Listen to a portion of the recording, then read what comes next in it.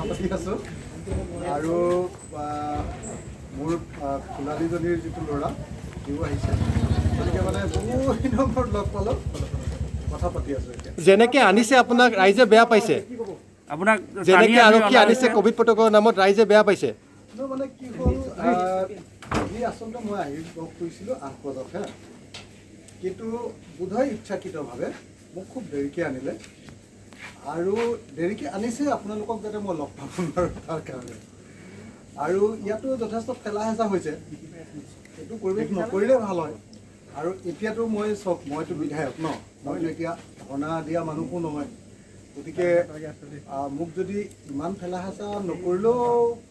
হয় হা সেইকাৰণে মই খালি এই মুহূৰ্তত এটাই কথা কওঁ হা দেশৰ পৰিস্থিতি খুব বেয়া আমাৰ ৰাজ্যখনৰ মানুহৰ অৰ্থনৈতিক অৱস্থা খুব বেয়া গতিকে সকলো মানুহৰ অৰ্থনৈতিক অৱস্থাৰ কাৰণে চৰকাৰে এটা ব্যৱস্থা ল'ব লাগে ব্যৱস্থাটো কি প্ৰত্যেকটো পৰিয়ালক চাকৰি থকা মানুহক বাদ দি প্ৰত্যেকটো পৰিয়ালক চৰকাৰে এটা নগদ ধন 3 মাহ বা 6 মাহৰ কাৰণে দিয়াৰ ব্যৱস্থা কৰিব লাগে যদি নগদ ধন দিয়াৰ ব্যৱস্থা নকৰে তেতিয়াহ'লে যি ধৰণৰ মূল্য বৃদ্ধি হ'ব নহয় চৰকাৰে কণ্ট্ৰল কৰিব নোৱাৰে আৰু কেইদিনমানৰ পাছত আপুনি দেখিব যে যি পৰিস্থিতিত দুৰ্ভিক্ষ হ'ব মানুহৰ মাজত দুৰ্ভিক্ষ হ'ব গতিকে চৰকাৰে নিজৰ অৰ্থনীতি ভাল কৰি ৰাখিবৰ কাৰণে অসমৰ প্ৰত্যেকটো পৰিয়ালক যাৰ চাকৰি নাই প্ৰত্যেকটো পৰিয়ালক কিছু পৰিমাণে নগদ ধন দিয়াৰ ব্যৱস্থা কৰক তেতিয়া দেশৰ অৰ্থনীতি বাচিব মানুহ বাচিব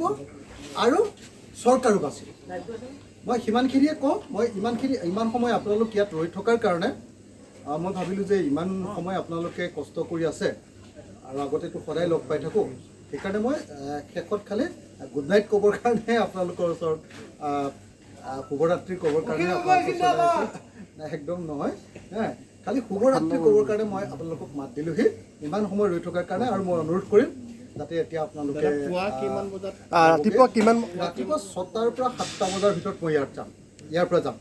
গতিকে আচলতে যাম বুলি ভাবিছিলোঁ 4টা বজাত কিন্তু অহা যিহেতু দেৰি হ'ল মই ল'ৰাটোৰ লগত কথাই পাতিব পৰা নাই অলপ সময়ৰ পিছত সি শুই যাব গতিকে ল'ৰাটোৰ লগত অকণমান কথা পতা আৰু তাৰ কাৰণে আৰু মাৰ কাৰণে মোৰ নিজৰো মনটো বেয়া হৈ গৈছে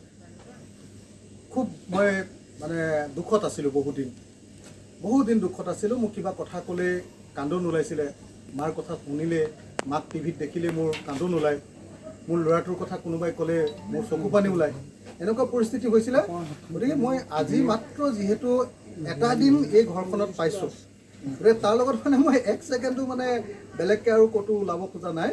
1 ছেকেণ্ডৰ কাৰণেও সময় লছ কৰিব খোজা নাই যিমান সময়লৈকে সি সাৰ পাই থাকিব সিমান সময়লৈকে তাৰ লগত কথা পাতিম আৰু তাৰপিছত তাৰ লগতে শুই থাকিম আৰু